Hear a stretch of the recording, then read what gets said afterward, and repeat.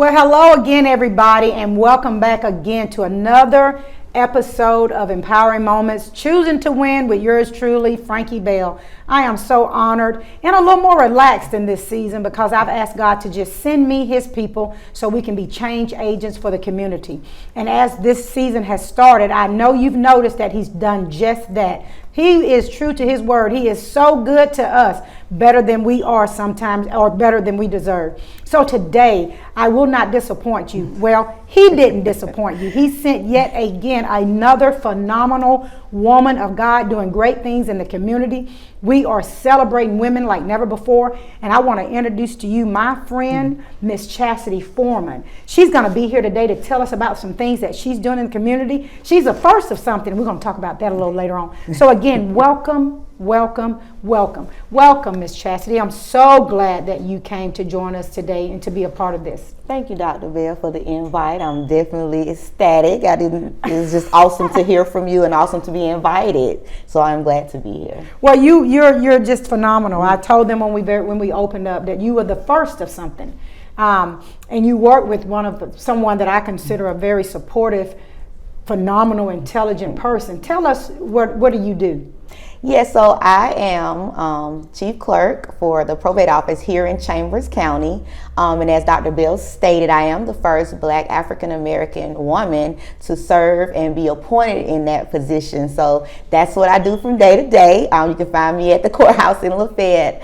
That's where I serve. We also have the annex building in Lynette, but my office is actually located in Lafayette. Wow, I am so honored to meet you, or not meet you, but meet you in this role. Met you a few years ago when you were at the church in Auburn, and we had a chance to fellowship together. Fell in love with your spirit. You had a chance to get to know your son. His name too, as my son, is Devin. And he's a phenomenal kid. And I put out on social media yesterday, I think we're discounting the purpose that the kingdom has in the lives of our young adults, because the difference of us and even our children is being exposed to the kingdom and serving God and being respectful and disciplined. We do begin to see a difference. So don't write me. I don't care what your opinion is about that. That's just my opinion. Exactly. So I just loved working with him. So tell us that role as chief clerk. What are some of your responsibilities? So chief clerk, I know a lot of people don't know much about the probate office. They know tags, titles, driver's license, and that's pretty much what I knew as well before I went to start working there. And I actually started out as a driver's license clerk. That's what I was doing every day, giving it my best, like showing up, doing my better work, even though it's just driver's license. But so I began to learn different things about the probate office. And what I did learn was the lady that preceded me, Pastor Nanette Brooks, she said, people come to our office at their hardest times. When people pass away, they come to our office in order to do probates for their families. Wow. And so they've lost a loved one when they come see us. So that's one of the bigger parts that we do. We do probates and different things for people who their family member have passed away and they need to take care of business. So when they come in, a lot of people are heartbroken, they're sad, they're crying, I don't know what to do, this is what's going on, how can I do this, how can I do that? So that's the biggest thing that I do every day. People come in, we set those up for the families and try to console them. Sometimes they just want somebody to talk to. So he's listening and having to be hard and sometimes they looking for a hug, sometimes they just don't know what to do. And then another thing that we do, we handle mental commitments. Oh wow. Yes, our office does handle that by way of our judge, Paul Story, and that's can be challenging as well because people are looking for help from for their family members, and so that's the first step, trying to assist in that way. And then our office also handles adoption, so that's a beautiful part of it. We get to see families come together. Little children, sometimes adults, it just depends on the situation. And I've sat in on a couple, just a beautiful event. I'm crying, they're crying, it's just beautiful. I know. I've had a couple of friends who have adopted some kids. Now, those people going to heaven. No, I think it's a beautiful thing. It is. And we all stay in our lane, but I love that type of support. Yes. Something you said a moment ago that I want to go back to, and you said doing your best work. You said I go to work, even when I was in driver's license, Yes. I did my best work. Best work. So it brings up a question. You were the first African American female to hold that post. Yes. You must have done some great work. Because you said you were appointed by Judge Story, who he was such a wonderful person. When I met him, I've had the time to talk to him.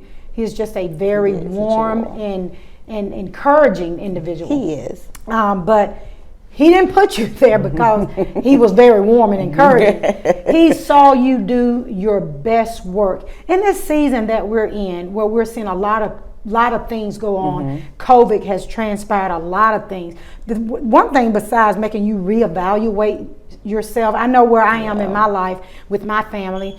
There are some more important things that I want to get to. So just doing everything, just business as usual, changed for me. But how does doing your best work, how does that look? That looks showing up for yourself. Wow. Show up for yourself. I also am the chapter director for Unite in Lafayette, and we have mentors. This year we have 16 students, mainly from Valley Lynette, and we also have a guy from Montgomery from East Macon High School. And it's just and I tell them that show up. You have to show up for life. Show up for yourself. You know, no one is going to give you anything in this world because, just from experience, it's a dog-eat-dog world. People are out for themselves.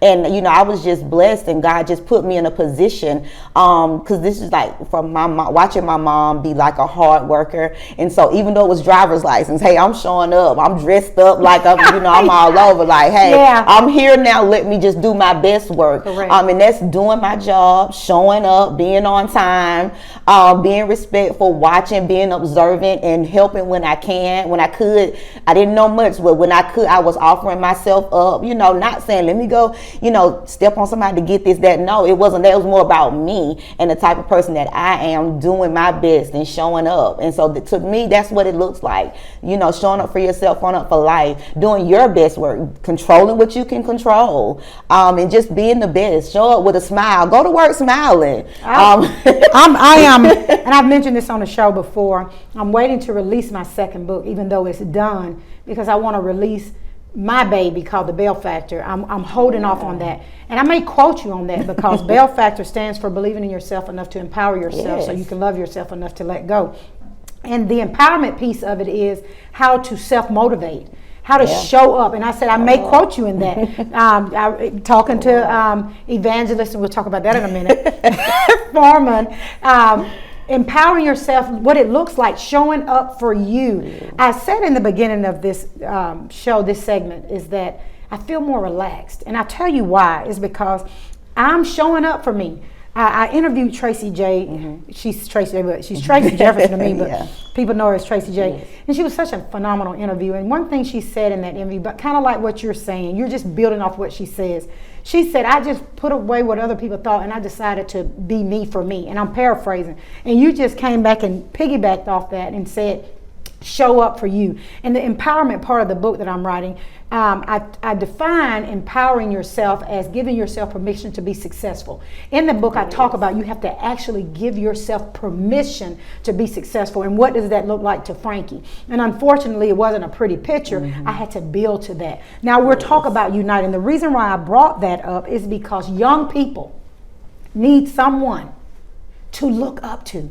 Right now, all we see, social media, this is going on. Right now, as we're filming this segment right here, we are going through with Russia and Ukraine and all that unfortunate that's going on. And we still have to continue on. We don't know what's going to happen to gas prices and things like that. But I do know we have a God that sits high and looks low. So he's able to do anything. I remember telling my husband when he said, what are we going to do if gas prices go up? I said, Bill Gates don't worry about gas. He just paid for gas. So if your dad is a king and he is bigger than Bill Gates, I'm not concerned with the things. Now, I am wise enough to know that you have to be concerned with the things of the world, but I'm not of the world. I'm just in it. That's right. So I love what you said about that. Tell us, what can we do to be more present? Even though we can't come and show up for the Unite meetings, I'm not saying that. How can we help that organization? Because these are young people, and I too am very passionate about young people. How can we assist that at all, if any? So Unite is a nonprofit. And so our CEO, for those locally that may know him, Dr. Travis Smith, yes. Who resides in Florida at this time, he's our CEO. He's over everything. He started this actually at Alabama State, and then he brought a chapter to Lafayette, and because he's passionate about kids and he loves kids, and so our bigger scope is that we take them on a college tour. Right. For the last 2 years, of course, we haven't been able to do that, but this year, yes, thank God, we are able to travel, and we're excited about just exposure, letting them be exposed to more than Lafayette, Lynette, Valley. You know, right. We want their minds to be open to the new that God has for them, because there's a greater push into them. And so we're always taking donations. You can use our website at unitementoring.com. And so we take donations. We take any help that we can get.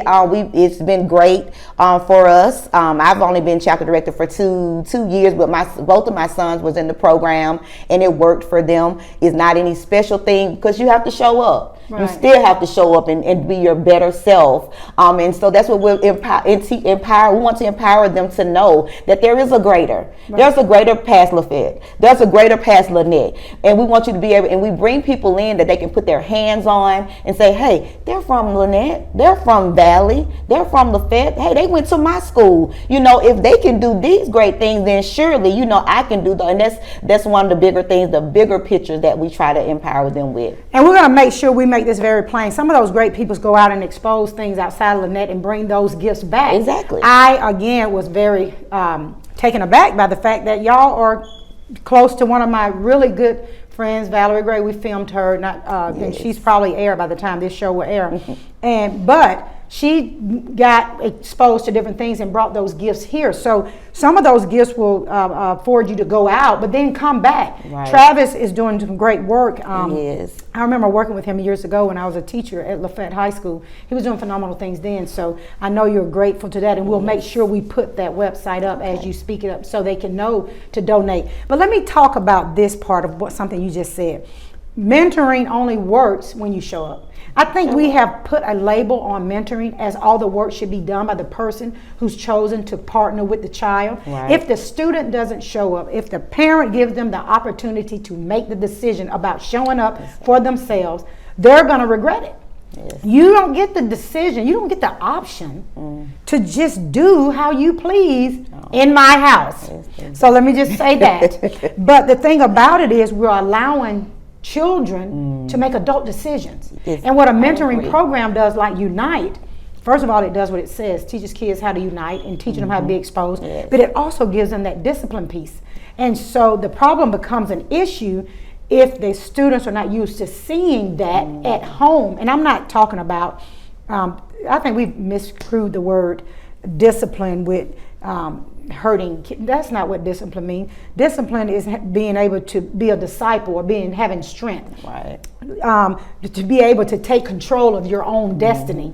I get up in the morning, I run 4 miles a day. That's discipline. I'm gonna not eat meat in February. What is this? March. That's discipline. So it doesn't mean a bad thing, but you're right. It's not just for the people that mentor. It's not just for you. Right. You're not showing up for you. Right. You're showing up for them to show up for them. Yes. So Unite is one of the things you're doing. You're doing great things. I had no idea about, I guess I knew that's what but I never knew the job description.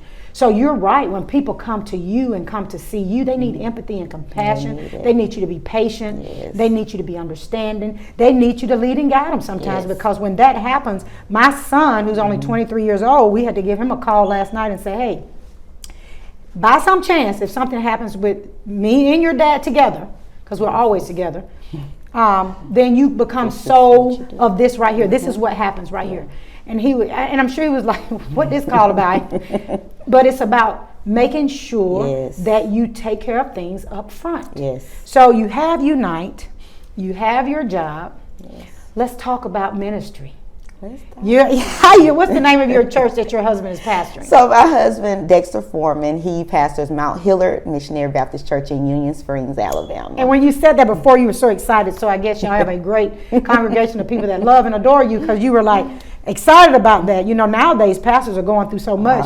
They don't have that enthusiasm. They feel like my pastor talked about the mental health side of it. That I believe it. They don't think pastors ever give out. Like, you can just say what you want to do. Not even just pastors. When you tell somebody you're a woman or a man of God, that gives them the gives them the key to just say what they want to say and do how they want to do. Yeah. But listen, I'm a Peter. I tell them I ain't John now. Don't come for me. Cause you know Peter didn't play. I'll be quick to tell him I'm Peter. Peter cut the ear off. Now he knew how to go back to God and get in good graces. But don't do it, because hey. So you're down there. Y'all are pastoring. You're up here with Unite. Yeah. You're working at Chambers County at the probate office. My goodness. And then in April, what else are you going to do? So in April, the Lord has so graciously allowed me to be called into ministry. Wow, amazing. It's not something that I just, go around and just talk about. But I was excited to accept the call. Not like a running thing, but I don't know.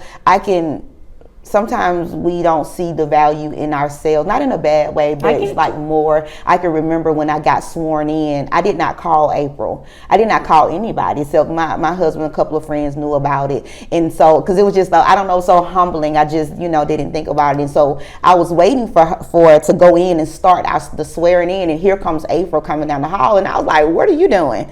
And she was like, oh, I'm here. And I was like, why? And she was like, Chasity, this is special. This is good. Like, let this be known. Like, let people honor you. So even in ministry, it was like that for me. I'm like, I assist my husband. I do whatever he needs me to do. But God was saying there's something greater for you. And so I just finally accepted. I came home. I had been talking about it to myself in my mind. I came home one day and I was like, well, babe, I'm ready to accept my call. He was like, okay. He was like, I was just waiting on you. God has really been had me to set you up and do different things just to watch. And so I'm just excited for you to just say it out, because I said once I say it, I know it made it real. Yeah. And so you had two things that we gotta attack. Mm-hmm. We're talking about April Ross of BTV, who, there are no words to really describe her support. I won't even try to make one up. She is the reason why I'm on this platform. We can all get deep and say God led me, but let's be honest. Yes. She did the work. She got the station. She did what a lot of people are afraid to do. Exactly. And so that's an honor. She honors, and she had me speaking a different language yesterday. Today, when I told you that I was out there running this morning, and I said God told me that I have a platform to bring his people on, and I want you to use that platform. I got those words from her. That's why she started the station. She said that this is a platform for people to be able to do what God has called them to do. And she said, I'm just a person that allowed God to use them to do it. And I'm paraphrasing, because I know it's not as easy as we making it sound. Exactly. But because sometimes you have to do it yourself. Sometimes you have to, do the leg work in it, and it's a lot. So you're right. She supports. And I get what you're saying. Brings me back to the belief part of the Bell Factor. That's why it took 7 years to write this book. It was way before Choose to Win, but I just couldn't get the words. But the belief chapter, I heard T.D. Jakes say this one time, and he often talks about a belief system. And what a belief system is, and I break it down in the book, is a way that how you feel about yourself over time. Your religious belief, how people have judged you, how you've judged yourself, your weight, your hair, your color, your intelligence. It creates your belief system. And I'll even make it a little smaller for you. A lot of people don't know a writer or researcher by the name of Peter Senge. I only knew that person because I researched in a dissertation. But he calls it a mental model. You already prejudge your situation based on things that have happened to you or things that you've been exposed to. So that's what you felt. You were dealing with your belief system. I'm not saying that I'm not worthy, but God, wait a minute. I'm not trying to toot my own horn, so I'm not going to shout this to the people. But why not? Why can't we shout it? Why can't we share everybody's post that's doing great things? Why can't we be supportive of one another? Why can't we say kudos to you? Because if we learn to do that, TV, it's easier for us to get by. So from this point on, I implore you to make sure that when God blesses us, that we let the world know, and it's not in a prideful way, that's what I wrote in my book. I said, I think God made me great, and I've always been great, but it took for me to figure out how great I was. Okay. And I even get a little more deeper than that. I said, I think people around me knew it too. And people don't want you to recognize your greatness. So we use that scripture, pride comes before a fall, or when you're growing up in church, don't be so prideful, and so we take that as, I don't want to celebrate what God has done for me. Yeah. And it takes the April Rosses to show up at your swearing in service to my girl. You know how she probably did. Yeah. What you mean, having a little stuff in her hand, got a camera in her hand, walking with the keys saying, what you mean? We're going to film this. This is huge. She did. She did. So you'll be, is it, say it again now, when will you do your, So we'll be doing my initial sermon April the 24th. It's the fourth Sunday in April in Union Springs at 2:00 Central Time. And so you say your initial sermon, but honey, you don't preach today, so I don't know if we can call that the initial sermon. We'll probably just call that the carryover. So you have Unite, the first. How phenomenal is that? And we're filming this, even though this won't air in February. We're talking about this during Black History. Yes. How phenomenal is that, to be a first African American woman to be in Chambers County, in the South now, a Republican state? We must really understand what this means. We're a Republican state. Yeah, I'll say this, and I knew it was huge, but at the same time I was kind of shying back from it. But the people I worked with were phenomenal. They were happy for me. But I remember getting a call one day from a man he said he's from Chambers. He was asking me some questions, and before he got off the phone, he said, "Do you mind if I ask you something?" I said, "No, sir." He said, "Are you African American?" I said, "Yes, sir, I am." And he said, "Can I just say congratulations?" He said, "Because I'm from there, and I know how it is." And it just brought tears to my eyes, because at that moment it's like, somebody recognizes, because it's sad to say, some people are still like, "Oh, it's just a job," And it's not just a job; it's a movement. It's something much greater, April Ross First TV station, you first. So I'm gonna be the first song. I'm already, But that's when he said that. He said, "Because I'm from there, and when I was there, they weren't so progressive." He said, "So I applaud them, and I applaud you." And he said, "I hope you do well." And I got off the phone. I was just like in tears, and I was telling my coworkers, I was like, "This is what just happened." They was like, "Oh my God, that's awesome," And it just really. So you broke some me. chains.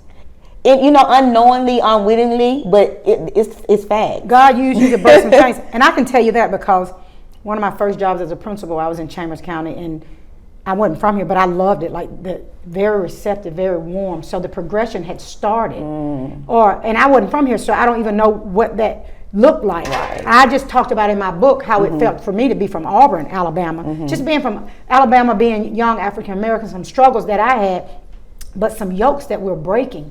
And so some of the friends that we have, or some of the people and their children, and how they're seeing things differently. Yes. And so we have to break that mental model, because if we're not careful, we will take and minimize what this means. Yes. And we'll hold on to what doesn't feel good because it's familiar. See, we'll hold on to that Chambers County is not progressing because if they haven't been here in years, they don't know anything else. But me personally, being in this area, dealing with some of the people that I've dealt with, we deal with some of the same circle, knowing that how Paul's story, Thought You'd Be Phenomenal, Minister Nanette Brooks, who's evangelist, who's heard from God. Yes. So the people that haven't been in this area in a while, they may prejudge the situation, not knowing how God has used instrumental people, black or white, to protect a movement. So I am just so honored to be in the presence of you to do that. So any lasting things that you want people to know? You have two sons, right? Is it two sons? Two sons. Yes. Devin, again, like my baby.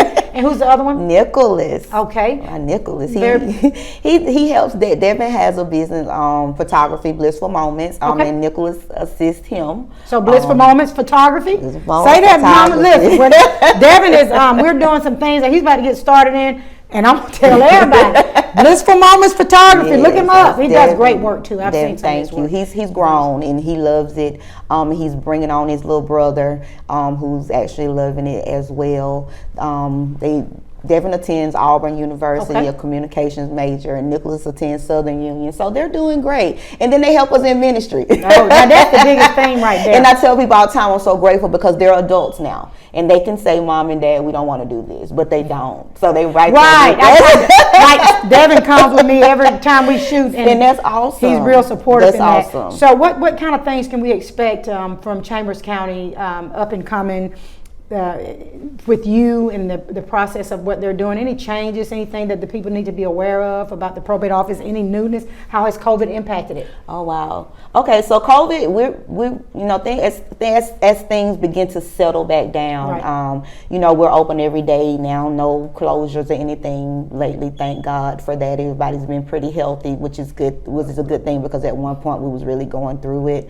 We have a new driver's license system coming up, so no, the pictures won't be that much better, but hey, it's a new camera, so we have a big election coming up too. So get involved, and you say you love your Chambers County. Get involved. When is the election? The primaries is May the 24th. Okay. Yes, primaries May 24th, coming up really quick. So if you see the side, just support. Just continue to help us lift up Chambers County. Right. We may not be the best right now, but we're not the worst.